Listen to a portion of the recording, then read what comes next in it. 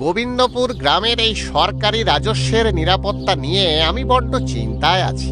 চিন্তার কিছু নেই, কারণ এই সিন্ধুকের তালা ভাঙা অসম্ভব। একে শুধুমাত্র চাবি দিয়েই খোলা যেতে পারে। আচ্ছা, তাহলে কি এমন করা যায় না যে সিন্ধুক এক জায়গায় থাকলো আর তার চাবি অন্য কোথাও? হ্যাঁ, তা তো করাই যায়, কিন্তু কথা হলো চাবিটা থাকবে কোথায়? সেটার উপায় পেয়েছি। কি উপায় শুনি? আমি চাই এই সিন্ধুকের চাবি আপনি আপনার কাছেই রাখুন। আমার কাছে? ঠিক আছে, আপনি যা ঠিক মনে করবেন।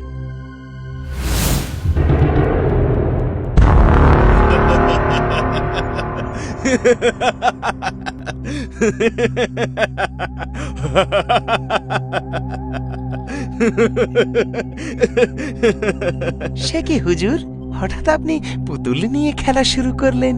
ছোটবেলার কথা মনে পড়ে গেল নাকি? হ্যাঁ, চুপ কর শয়তান বাঁদর। তুই জানিস এটা কোনো সাধারণ পুতুল নয়। এই পুতুল এনে দেবে আমাকে গোবিন্দপুর গ্রামের সরকারি রাজস্ব। কি? এই এই এই এই পুতুল এনে দেবে সরকারি রাজস্ব? জাদু করতে করতে মনে হয় আপনার মাথাতেও কেউ জাদু করে দিয়েছে। একেবারে পুরোটাই খারাপ হয়ে গেছে আপনার মাথায়। কি বললি তুই?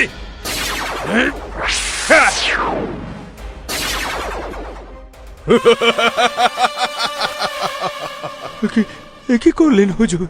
এই অল্প বয়সেই আমাকে বুড়ো বানিয়ে দিলেন।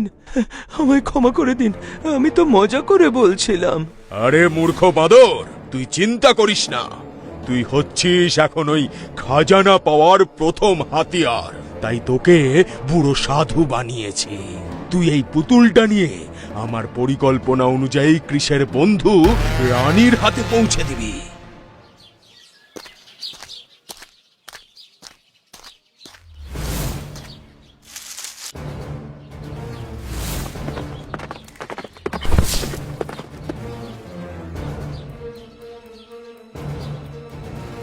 সাধু বাবা, আপনি ঠিক আছেন তো? আপনার কোথাও লাগেনি তো? হ্যাঁ মা, আমি ঠিক আছি। তবে তুমি না থাকলে আজ হয়তো অনেক বড় বিপদ হয়ে যেত। তোমাকে অনেক ধন্যবাদ। আহারে, আমার জন্য তোমার কুলফিটা নষ্ট হয়ে গেল। কোনো ব্যাপার না, ওটা তো সামান্য একটা কুলফি। না মা, আমার খুব খারাপ লাগছে, তাই তোমার জন্য আমার কাছে একটা উপহার আছে। এই নাও। এটা আমার জন্য? কি মিষ্টি দেখতে পুতুলটা! হ্যাঁ মা, এটা তোমার জন্য। ধন্যবাদ সাধু বাবা, আমার এই পুতুলটা খুব পছন্দ হয়েছে।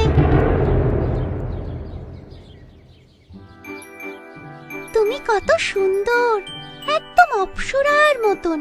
কত ভালোই না হতো যদি তুমি আমার সাথে কথা বলতে পারতে, তাহলে খুব মজা হতো। বলো, আমি শুনছি তো। ভয় পেও না রানী, জানো তোমাকে খুব মিষ্টি দেখতে। আমি আজ থেকে তোমার বন্ধু। তুমি কথা বলতে পারো? হ্যাঁ, আমি তোমার সাথে কথা বলবো আর খুব মজা করব। তাই সবাই জানতে পারলে কত খুশি হবে। আমি এক্ষুনি সবাইকে বলছি।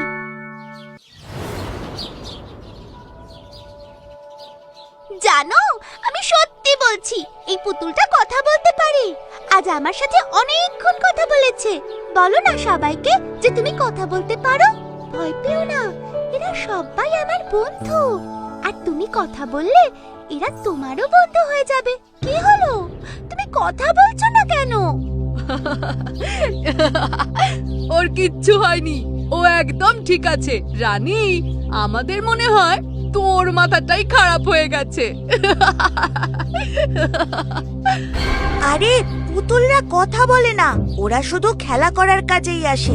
আমার মনে হয় রানী কাল রাতে কোনো রূপকথার বই পড়েছে, তাই ও ভাবছে রূপকথার গল্পের মতো ওর পুতুলটাও কথা বলতে পারবে। তুমি খুব খারাপ। আমি বলছি না ও আমার সাথে কথা বলেছে। যাও, তোমাদের সাথে আমি আর কথা বলবো না। কিন্তু রানী তো কখনো মিথ্যে কথা বলে না। ব্যাপারটা কি?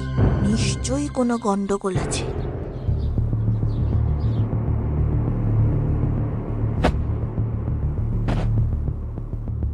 রানী, কেঁদো না। তুমি আমার সাথে একদম কথা বলবে না। তুমি চলে যাও এখান থেকে। আজ তোমার জন্য আমার বন্ধুদের সামনে আমাকে অপমানিত হতে হয়েছে। আমি তোমার সাথে আর কোনোদিন কথা বলবো না। চলে যাও এখান থেকে। রানী, আমিও চাইছিলাম সবার সাথে কথা বলতে, কিন্তু আমি পারিনি, কারণ আমার উপর একটা অভিশাপ আছে। অভিশাপ? কেমন অভিশাপ? আমার আওয়াজ পৃথিবীতে একটা মানুষই শুনতে পাবে, আর সেটা হচ্ছে তুমি। আর আমার এই অভিশাপের থেকে একমাত্র তুমিই মুক্তি দিতে পারো। আমি? কিন্তু আমি কি করে? গোবিন্দপুরের সরকারি রাজস্বের চাবি দিয়েই হবে আমার অভিশাপের মুক্তি। কি করে? ওই চাবি যদি একবার আমার পেটের এই জায়গায় লাগিয়ে দাও, তাহলেই আমার মুক্তি। কিন্তু সেই চাবি তো কৃষির বাবার কাছে। এটা তো খুব মুশকিলের ব্যাপার। সেই চাবি না পেলে আমি কিন্তু তোমার বন্ধুদের সাথে কোনোদিনও কথা বলতে পারবো না। কিন্তু কিন্তু কি রানী, তুমি আমার এইটুকু সাহায্য করবে না? না না, দাঁড়াও, দেখছি। আমাকে কিছু ভাবতে হবে। মাছ টোপ গিলে নিয়েছে মনে হয়।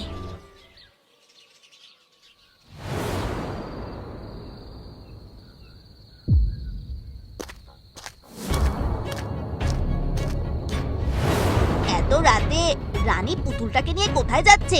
সবাইকে জানাতে হবে।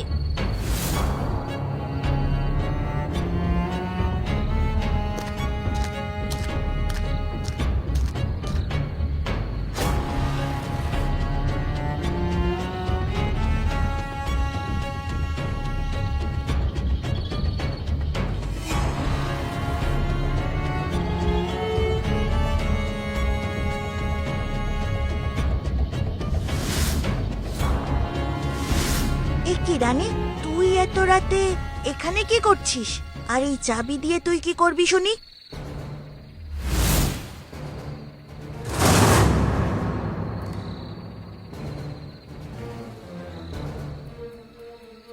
কৃষ দাদা, ওই পুতুলটা আমাকে মিথ্যা বলেছে।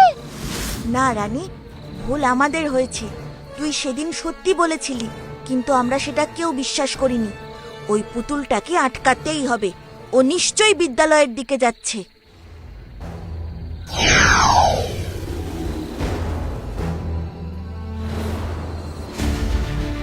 ওরে বাবারে, এটা আবার কি?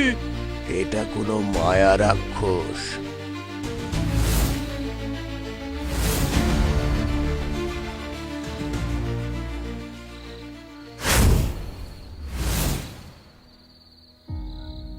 জয় শ্রীকৃষ্ণ। হে প্রভু, শক্তি দাও, সাহায্য করো। পেরেছি পেরেছি, আমায় কেউ হারাতে পারেনি। আমি পেরেছি।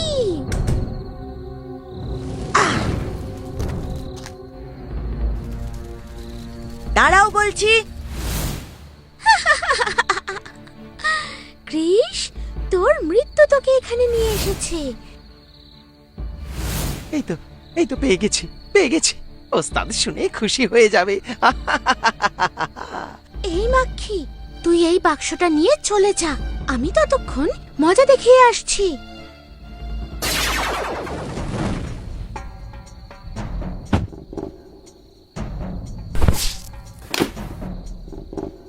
কৃষ, খুব সাবধান। এই পুতুল কিন্তু খুব শয়তান। এই পুতুলকে হারাতে গেলে আমাকে ওর কাছে যেতে হবে।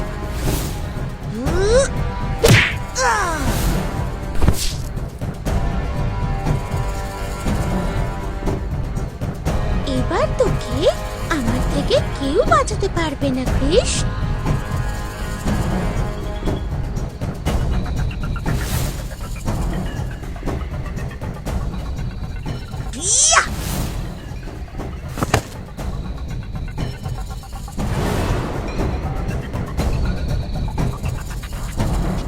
এটা কি হলো?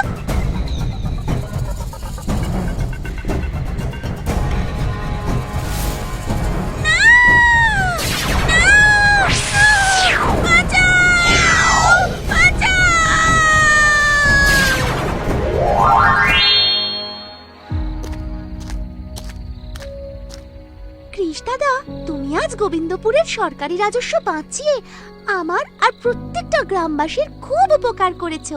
অনেক ধন্যবাদ। কিন্তু রানী, আর কখনো কোনো অপরিচিত লোকের থেকে কোনো উপহার নেবে না মা, মনে থাকবে তো? একেবারেই না, কখনো না।